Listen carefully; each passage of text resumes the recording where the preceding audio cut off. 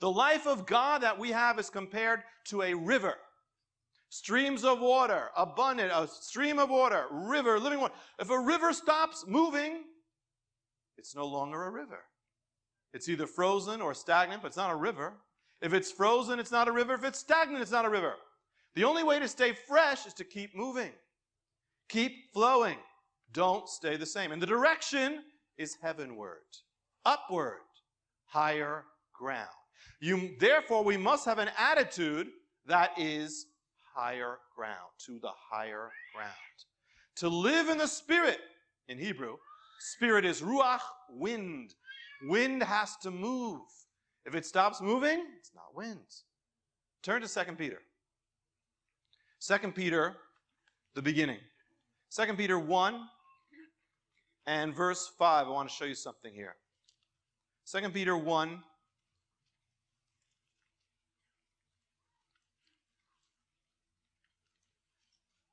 and verse 5.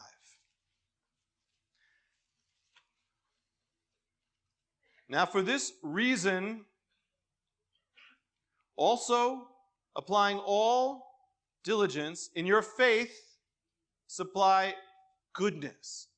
In your goodness, knowledge. In your knowledge, self-control. In your self-control, perseverance. In your perseverance, godliness. In your godliness, brotherly kindness. In your brotherly kindness, love.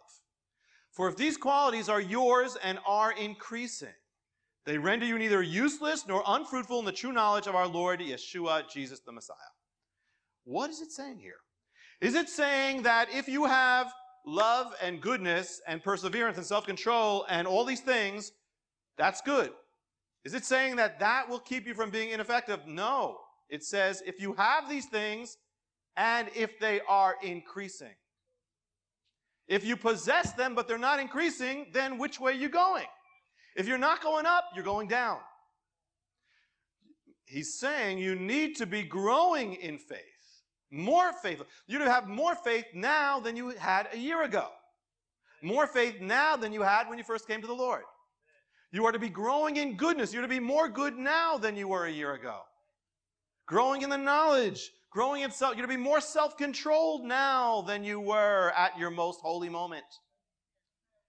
More perseverance now. More of a spirit of yes than you when you first came to the Lord. More committed.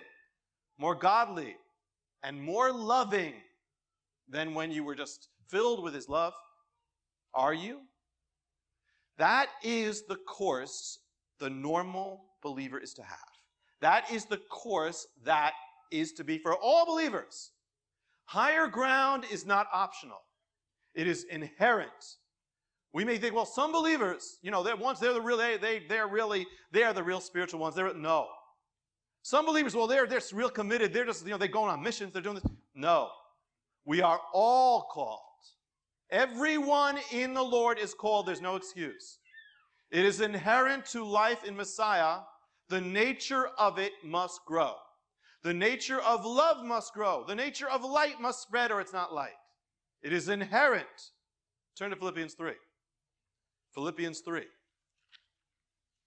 Real tremendous from Paul. Philippians 3. Verse 4.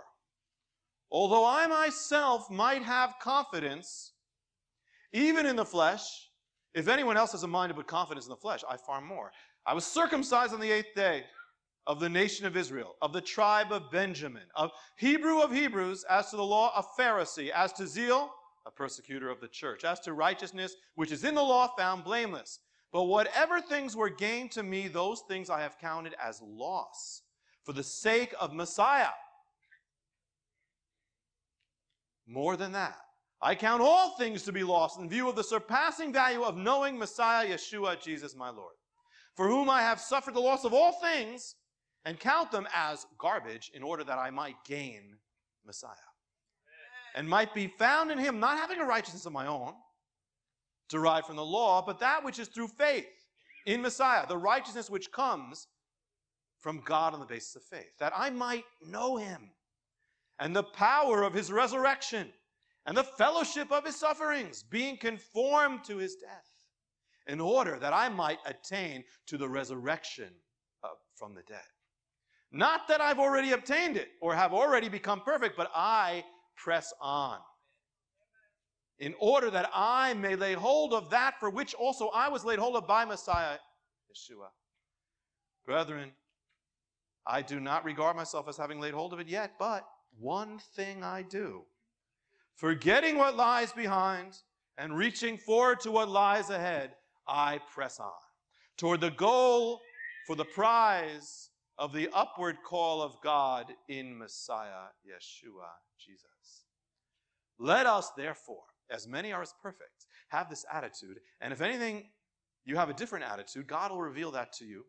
However, let us keep living by the same standard to which we have obtained, brethren. Join in following my example and observe those who walk according to the pattern you have in us. What is he saying? All of us who are perfect or mature should have the same attitude. Now you think it's the opposite. Wait, if you're mature, that's one translation, or if you are perfect, you wouldn't be pressing on. You'd say, I'm here. That's it. I can relax. I can just sit down and not do anything. We are to have good rest in the Lord, but you can only have it by moving on. But it's not saying that. It's saying, no, if you're mature, you are the ones who are pressing ahead. Because that is what makes you mature. That is the word perfect. Here, it doesn't seem to say if you're perfect, why would you be pressing ahead not to be, It's saying those who are perfect in the Lord are those who know they're not perfect, but their perfection is in Messiah, and so they press on. It's the pressing on in Messiah that is perfect. Nothing I do is perfect, nothing you do is perfect, but it's that openness to God that makes it perfect. Because it's Him. All of us, what does he say? All of us have the same attitude. Join with me, Paul says. Join with me. For you are called to a higher walk. You are called to higher ground in God. How? Keys are right in here. Notice what Paul does. He is not resting on the flesh. He is not resting on past achievement. He's not puffed up in what he's done or what he is. He is not filled up with himself. He's rather to be filled up with God. In verse 7 he says, whatever things were gained to me, I count them loss for Messiah. It means I'm letting go of everything that I might know Him. That's better. I count knowing Him better than everything else I have in my life. Greater than all, I put all things behind. Verse 12. Not that I've already obtained it or become perfect, but I press on in order that I might lay hold of that for which I was laid hold of. And verse 13, I don't regard myself as having laid hold of it. One thing I do, forgetting what lies behind, reaching forward to what lies ahead. One thing I do, Paul says. Your growth in God does not come without you doing it. It's all God that gives the growth. But He wants all of you to grow. He wants all of us to grow. He wants all of us to live a life that is victorious. So why don't we do it often? Because we're not doing what we need to do. Paul says, one thing I do. You must choose it. You must choose it. Unlike physical things, you have no control over pretty much, but in spiritual growth, you choose it. That's how it starts. You choose to what direction? Upward, heavenward, higher ground. We need this attitude. You need to have this attitude that a year from now, I'm going to be more like Messiah than I am now. A year from now, I'm going to be more loving. A year from now, I'm going to be more in the presence of God. A year from now, I'm going to be more pure, more righteous, more abundant, more joyous. A year from now, I'm going to be praising Him more. A year from now, I'm going to be fulfilling my calling more. To find out how you can receive more of Jonathan's teachings, to receive special free gifts, or get in touch, go to hopeoftheworld.org or call toll-free 1-800-YESHUA-1. That's hopeoftheworld.org or call 1-800-YESHUA-1. That's 1-800-937-4821. You can also get more at Jonathan Cahn's Facebook page or write us direct at Hope of the World, Box 1111, Lodi, New Jersey 07644, USA.